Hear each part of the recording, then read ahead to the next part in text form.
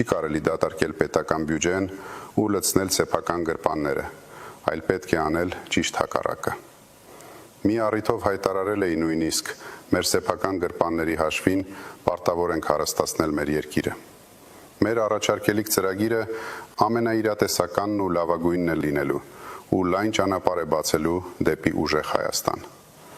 Մեր մեծ թիմը եւ ես անձամբ աշխատում ենք ոչ թե երկրի տնտեսության դանդաղ վերակենդանացման, սոցիալական իրավիճակի որոշակի բարելավման, այսինքն յոլա գնալու ռեժիմին վերադառնալու համար, այլ որպեսզի հստակ ու արագ քայլերով տանենք Հայաստանը սրընթաց զարգացման,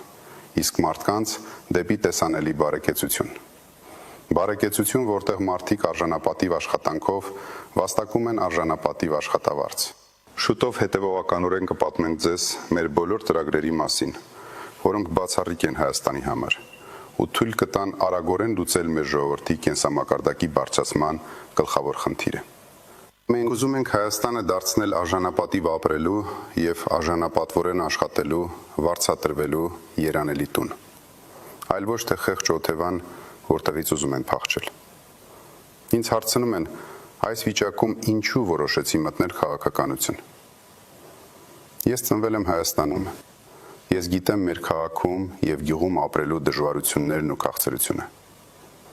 Ես չեմ կարող անտարբեր նստել ու հանգիստ նայել, թե ինչպես են իմ հայրենիքը տանում աղետի ու կործանման։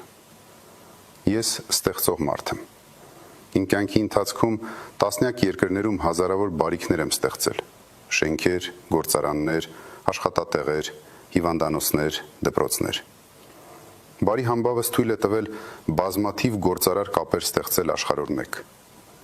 Ու իմ ստեղծելու այդ ներուժն այսուհետ պետք է ամբողջ ուժով ծառայեցնեմ Հայաստանին